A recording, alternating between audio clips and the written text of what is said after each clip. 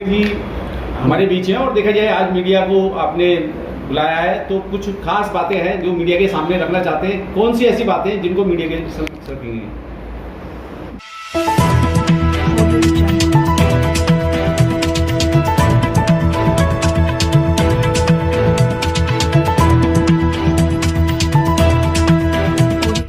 इस news channel पर जो भी वक्ता ने कहा वो उसकी अपनी राय है जिसकी पुष्टि नेशन न्यूज इंडिया नहीं करता। धन्यवाद। देखिए, सबसे पहले तो मैं आप सभी का आपकी अपनी पार्टी पीपल्स के राष्ट्रीय कार्यालय में जो भी हमारे मीडिया के बंधु हैं, इलेक्ट्रॉनिक मीडिया, प्रिंट मीडिया या वेब चैनल से जो भी लोग हमारे साथी आए हैं, उनका सभी का स्वागत करता हूं। आज की ये जो एक अर्जेंट प्रेस कॉन्फ्रेंस बुलाई गई है, इसका कारण है कि अभी निकट भविष्य में मध्य प्रदेश और छत्तीसगढ़ राज्य में चुनाव होने जा रहे हैं। साथ साथ हमने दिल्ली के लिए कार्यक्रम दिया था, भी कुछ दिन पहले आप लोगों को सूचित किया था जी। तो इस प्रेस कॉन्फ्रेंस में हमारे साथ हमारे 3 बड़े राज्यों के अध्यक्ष बैठे होंगे जो राज्य स्तर पर पार्टी का संगठन देख रहे हैं और पार्टी के कार्यक्रम कुछ आगे बढ़ा रहे हैं। 2 महत्वपूर्ण राज्य मध्य प्रदेश और छत्तीसगढ़, जिनमें चुनाव होने जा रहा है नवंबर में। तो वहाँ हमारी तैयारी जो चल रही है और तैयारी के साथ साथ वहाँ क्षेत्रीय मुद्दे किस तरह से काम कर रहे हैं हमारे लोग, तो मैं उनका आपको परिचय करा देता हूँ। राजेश हरदया जी हैं, हमारे मध्य प्रदेश के अध्यक्ष हैं और पूरे 230 सीटों पे काम के लिए लगे हुए हैं। बहुत अच्छे से मेहनत कर रहे हैं, सारे संसाधन जुटा के। हमारे साथ है राजेश मुखर्जी जी। राजेश मुखर्जी जी छत्तीसगढ़ राज्य का प्रभार लेके ये प्रदेश अध्यक्ष है और छत्तीसगढ़ में बहुत मेहनत के साथ सभी 90 विधानसभा में अपनी तैयारी में जुटे हुए हैं। हमारे साथ दिल्ली प्रदेश के अध्यक्ष हैं परमवीर चौहान जी। इनकी देखरेख में और इनके नेतृत्व में 25 जून से पूरी दिल्ली की 70 विधानसभाओं में जाति उन्मूलन कानून को लेके नुक्कड़ मीटिंगें आयोजित की जाएंगी। तो ये सभी हमारे प्रदेश अध्यक्ष हैं।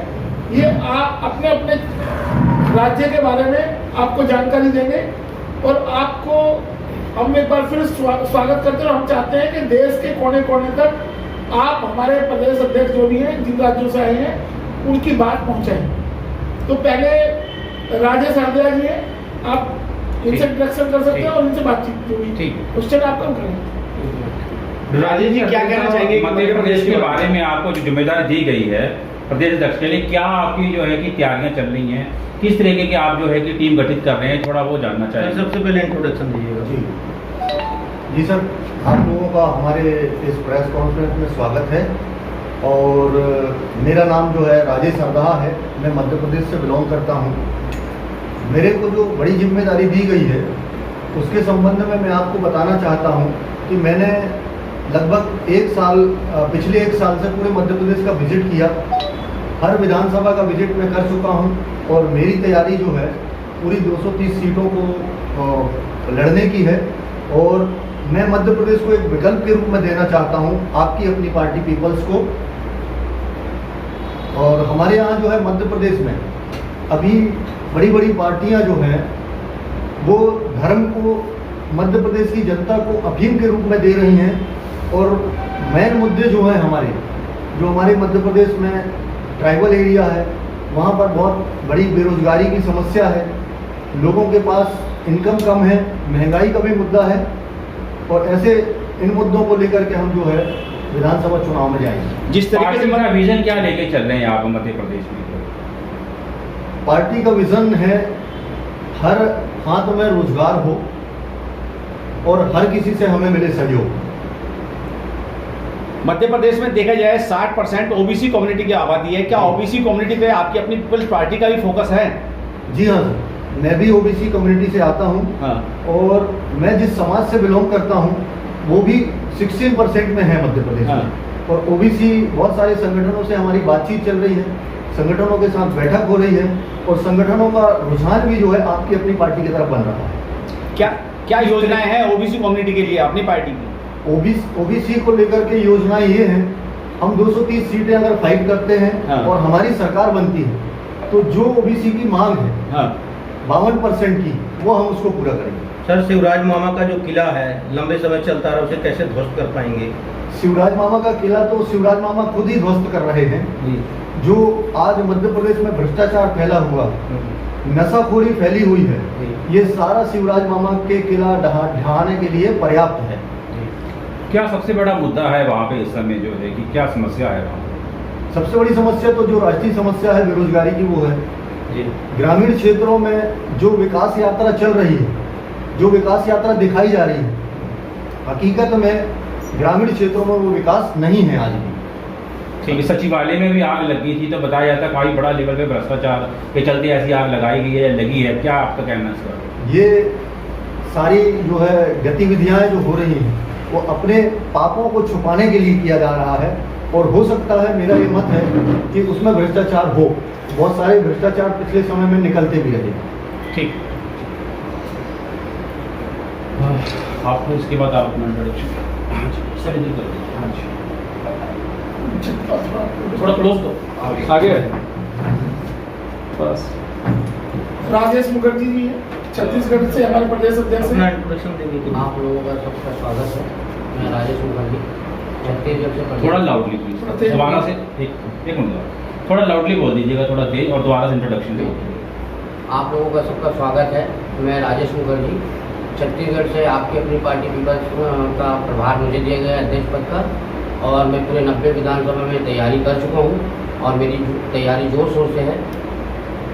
किस तरीके की आपकी तैयारियां चल रही है आपकी अपनी पार्टी पीपल की जो? मेरी तैयारी इसलिए चल रही है कि चुनाव आता है, बीजेपी कांग्रेस जो होती है लालच देती है मतदाताओं को कि 500 रुपये 1000 रुपये जो रात को घर में पहुंचते हैं, अगर हमारी सरकार छत्तीसगढ़ में बनेगी तो मैं पर डे एक मतदाता को 500 रुपये दूँगा पर डे, 5 साल अगर होगा। क्या वहाँ की मुख्य समस्या है वो थोड़ा? मुख्य समस्या वहाँ की पलायन, भ्रष्टाचार। भूपेश सरकार बैठी, उन्होंने कहा था कि हम शराबबंदी कर देंगे, शराबबंदी नहीं की। 15 साल बीजेपी सरकार रही, उन्होंने भी भ्रष्टाचार पे बढ़ावा दिया। हमारा भ्रष्टाचार पे भी है, ठीक है, बेरोजगारी पे भी है, और गरीबी पे बैन करने के लिए है। इन्होंने जैसे बजरंग दल वगैरह को जो बैन करते जा रहे हैं, तो गरीबी को बैन करिए। जाति उन्मूलन कानून तो हम लागू करने के लिए प्रयासरत हैं। हमने वहाँ भी राज्यपाल को ज्ञापन दिया हुआ है और जिसका हमें आया भी है। तो ये तो हमारा मेन मुद्दा है, और भारत के लोग हैं, हम भारतवासी हैं, ये भी हमारा दूसरा मुद्दा है।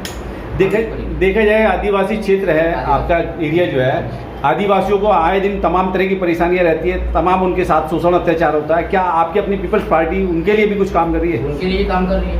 उनका जो जमीन है, जल जंगल जमीन, हाँ, जल जमीन, इसके लिए हम प्रयासरत हैं सर, बिल्कुल प्रयासरत हैं। भूपेश सरकार कह रही है कि बहुत हम अच्छा काम कर रहे हैं, तो इस पे आप क्या कहेंगे अपनी? वो सिर्फ लॉलीपॉप देते हैं, सिर्फ लॉलीपॉप। कागजों में कार्रवाई नहीं होता, प्रैक्टिकल कुछ नहीं। प्रैक्टिकल जाएंगे आप जमीन तक तो कुछ नहीं। सर, जमीनी स्तर पे आपकी अपनी पार्टी पीपल्स जो है क्या कर रही है लोगों को जोड़ने के लिए? क्या प्रयास, क्या कदम उठाए? मैंने बताया ना सर आपको कि हम लोगों के बीच इसलिए जा रहे हैं, एक तो गरीबी हटाइए, है ना, दूसरा जो आपको प्रबोधन दिया जाता है कि 500 रुपये 1000 रुपये में आपके वोट खरीदे जाते हैं, है ना, तो 500 रुपये और 1000 रुपये में जो वोट खरीदे जाते हैं, वो 500 और 1000 रुपये जो आप न लेके आप हमको सरकार में लाइए, मैं पर डे के हिसाब से पूरे 5 साल आपको 500 रुपये दूँगा। इसके अलावा कुछ और मुख्य मुद्दे हैं, जैसे वहाँ के मुख्य मुद्दे वहाँ बेरोजगारी है, सूदखोरी है, सूदखोरी को भी खत्म करना है। वहाँ रिश्वतखोरी इतनी है, सूदखोरी इतनी है, ब्याज में पैसा देते गरीबों को लूट रहे हैं। छत्तीसगढ़ जो है कि काफी नक्सल प्रभावित रहा है, तो वो कैसा आपके मुताबिक वहाँ पे क्या चल रहा है कि देखिए, सब कुछ ठीक है या नहीं? नक्सलवाद को बढ़ावा देने वाले जो है एक करप्शन, नक्सलवाद को यहाँ पर मैं नक्सलवाद इसलिए बने, नक्सलवाद कौन है? सताए, पुलिस प्रशासन के सताए हुए, नेताओं के सताए हुए, ऐसे लोग हैं। दिल्ली प्रदेश अध्यक्ष, ठीक जाति उन्मूलन अभी जो है कार्यक्रम चालू हो रहा है और आपके नेतृत्व में होगा, तो क्या कहना चाहेंगे उसके लिए? ऐसी कोई बात नहीं आ जाएगी, आवाज आ जाएगी भाई साहब जी। चलो ऐसे ही बोलो। पहले सभी प्रेस बंधुओं को नमस्कार करता हूँ। अपनी पार्टी में जो आप सब यहाँ पे आए हैं उसका मैं धन्यवाद करता हूँ। जाति उन्मूलन कानून को लेकर हमने सबसे पहले अभियान चलाया था। हमने सभी राष्ट्रपति ज्ञापन के लिए हमने उनको बताया कि, और सभी प्रदेश अध्यक्ष जितने भी हैं उन्होंने भी ज्ञापन दिया है। हम भी एलजी को ज्ञापन दे के आए हैं। उसके बाद कोई निष्कर्ष नहीं निकला। उसके बाद हम अभी नुक्कड़ सभा 70 की 70 विधानसभा में अपनी नुक्कड़ सभा करेंगे और हर इस अभियान से हम सभी लोगों को ध्यान देंगे कि जाति हटाओ कितना जरूरी है हमारे लिए और हमारे विकास के लिए। जब जातियां हटेंगी जब भी विकास होगा, और हर विकास जब भी होगा जब जो भी सरकार है वो ये चीज़ देखेगी कि पहले क्लास बनाई जाए और जाति हटा के जब क्लास बनेगी तब लोगों को तब विकास पहुंचेगा। सर विधानसभा में किस तरीके की आपकी तैयारियां हैं, थोड़ा हमारी तैयारी है कि हमने हर विधानसभा वाइज कार्यक्रम दे दिए हैं। हमने डीसीपी को अपने लेटर कमीशन को लेटर लिख के दे दिया है, वहाँ से परमिशन हमारे पास आ गई है। और मीडिया बंधु को भी हमने सारी चीज़ हमने बता दी है कि हर विधानसभा में हर एक दिन में 2 विधानसभा हम कवर करेंगे और विधानसभा नुक्कड़ सभाएं जो करेंगे हम, वो एक पॉइंट हमने पर्टिकुलर पॉइंट दे दिया, उसमें हम मीटिंग करेंगे। परवीन, जिस तरीके से जाति की बात की जा रही है और यहाँ संविधान खतरे में है, जब संविधान ही नहीं बचेगा तो जातियाँ क्या करेंगी?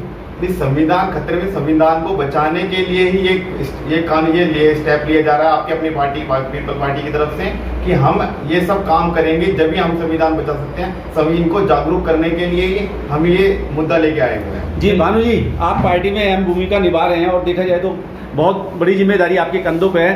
क्या योजना है आपकी तरफ से आपकी अपनी पार्टी को लेके? पार्टी की आप लोगों को धन्यवाद के साथ साथ मैं बताना चाहूँगा कि आप लोग काफ़ी लंबे टाइम से हमारे साथ जुड़े शुरुआत से ही। हाँ। तो पार्टी की जो विचारधारा है, जो मुद्दे हैं, इस चीज़ से भी आप वाकिफ़ हैं कि हमारी जो जाति उन्मूलन कानून को लेके मुद्दा है और जो भारतवाद की जो हमारी विचारधारा है कि जैसे अब यहाँ पे हम शुरू से एक चीज़ लेके चल रहे हैं कि हम जातिवाद, क्षेत्रवाद, भाषावाद की जो चीज़ें हैं जो समाज में अब तक सिर्फ विघटन और द्वेष ही पैदा करी है। तो जब हमारा संविधान कहता है कि हम भारत के लोग, मीन्स भारत के लोग, हर भारत में रहने वाला नागरिक भारतवासी है, वह भारतवाद की जो हमारी विचारधारा है, ये जब भारतवाद की विचारधारा बढ़ेगी, जन जन तक पहुँचेगी, तो ऑटोमेटिक धर्मवाद, क्षेत्रवाद, भाषावाद, ये जातिवाद ऑटोमेटिक खत्म होगा। तो ये हम भारतवाद की विचारधारा पूरे देश में लागू करने के लिए हमारे जो देश की जो पूरी टीम है इस पे काम कर रही है। जी भानु जी, जब तक सत्ता में नहीं होते हैं तो इस तरीके आप जैसी बातें करते हैं, जब सत्ता मिल जाती है तो ना समाज याद आता, ना जाति याद आती है, ना युवा का बेरोजगारी की याद आती है। जी जी, तो मैं चाहूँगा कि ये जो आपका सवाल है, इस सवाल को राष्ट्रीय अध्यक्ष जी ज़्यादा बेहतर तरीके से आपको एक्सप्लेन करेंगे। जी अध्यक्ष जी, देखिए, जो सवाल अभी पत्रकार महोदय ने किया है, इसकी जड़ में अगर भारत देश में देखा जाए तो पूना पैक्ट है। पूना पैक्ट जो डॉक्टर BR अम्बेडकर और गांधी के बीच में यरवदा जेल में एक समझौता हुआ था, उस समझौते के तहत रिजर्वेशन का कॉन्सेप्ट यहाँ आया, कुछ सीटें रिजर्व कर दी गई। तो इस दिन को डॉक्टर BR अम्बेडकर के और जो महात्मा गांधी के बीच में समझौता हुआ था, इस समझौते को BSP के फाउंडर ने चमचा युग कहा है जी, कि इस दिन से चमचा युग शुरू हुआ है।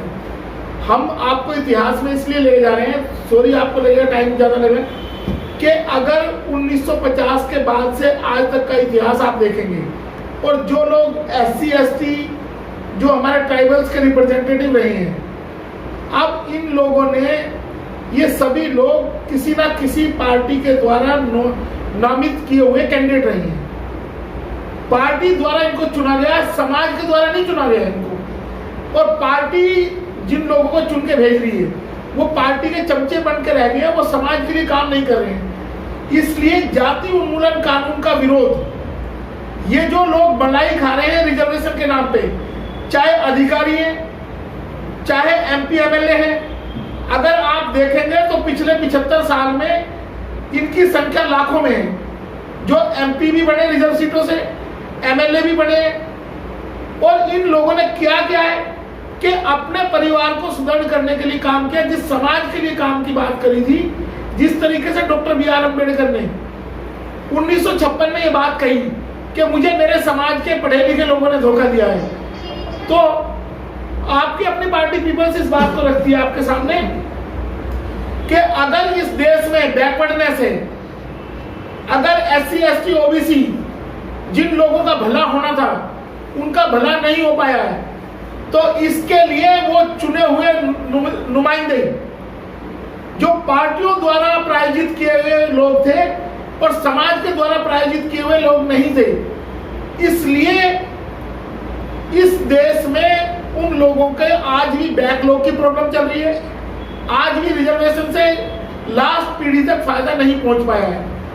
तो हम देश के सामने जब दिल्ली में हम ये कार्यक्रम करेंगे, जाति उन्मूलन कानून की नुक्कड़ मीटिंग, तो दिल्ली के लोगों को बताएंगे कि ये डाटा है, इतने लोग MP MLA चुन के गए इन सीटों से और उन्होंने क्या किया।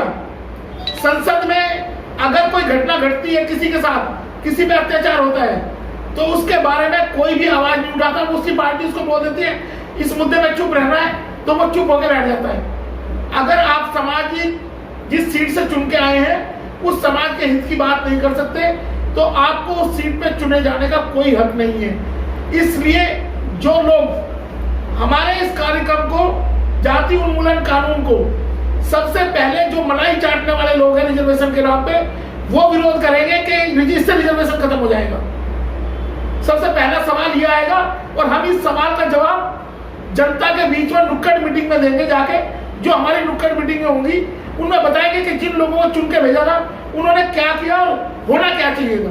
सर, केजरीवाल के जगह जगह पोस्टर लगे हुए हैं और वो धरने प्रदर्शन से आए थे कि केजरीवाल जी अपने वायदे पूरे करो।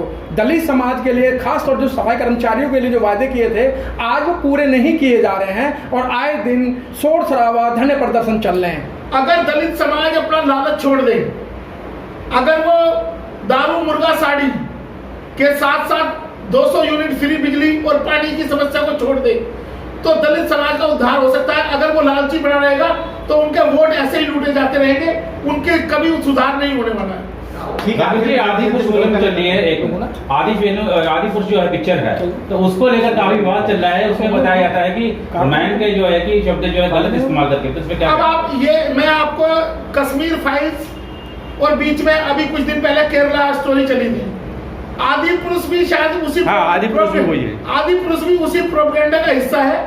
तो ये फिल्में फिक्शन पे आधारित है, किसी आदमी की इमेजिनेशन पे, और उनको अपना मार्केट में बेच रहा है सामान।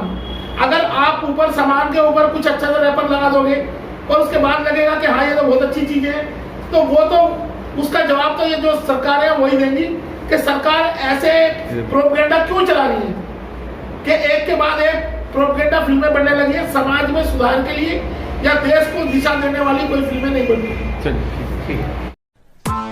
Press the bell icon on the YouTube app and never miss another update.